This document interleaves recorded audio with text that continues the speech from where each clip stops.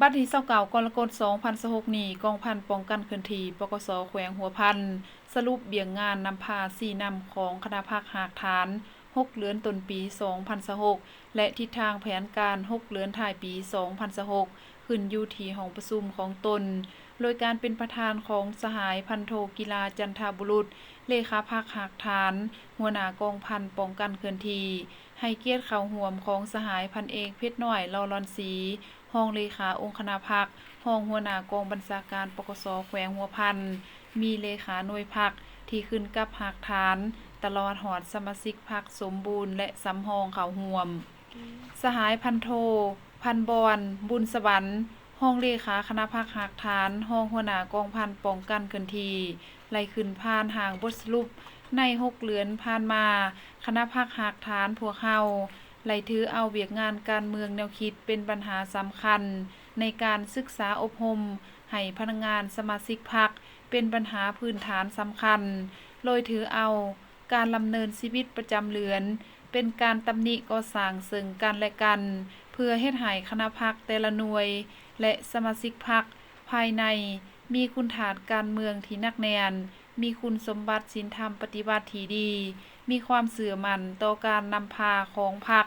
รักษาไหลความสามัคคีภายในภายนอกและมีความเป็นเอกภาพภายในต่อแนวทางการเปลี่ยนแปลงใหม่ของพรรคระเบียบกฎหมายของรัฐเสริมขยายสิทธิ์เป็นเจ้าตนเองเฮ็ดสำเร็จหน้าที่การจัดตั้งขันเทิงมอบหมายให้เบี้ยงานก่อสร้างพรรคพนักงานคณะพรรคและเอาใจใส่นำพาปรับปรุงก่อสร้างพรรคเฮ็ดเบี้ยงานการเมืองนำพาแนวคิดให้สมาชิกพรรคภายในของตนรวยการค้นคว้าเสื่อมซึมบรรดาแนวทางของพรรครัฐในนี้ยังไหลติดตามก่อสร้างมหาชนผู้ที่มีความก้าวหน้าเพื่อขยายเขาพรรคเสนอเฮียนสนับสนุน1สหายเสนอเข้าพรรคสำรอง4สหายจัดตั้งนำพาร่วมชีวิต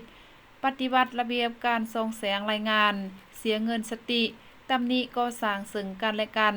เป็นเจ้าการในการปฏิบัติบรรดามติคำสั่งต่างๆของขันเทิงเบียกงานกวดกาคุ้มครองป้องกันกำลัง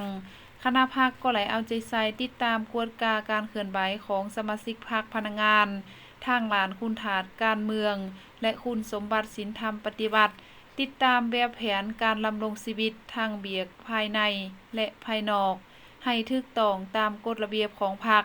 เอาใจใส่เสียเงินสติเป็นประจำในแต่ละเดือนพร้อมทั้งเฮ็ดเวียกงานศึกษาอบรมตามขั้นตอน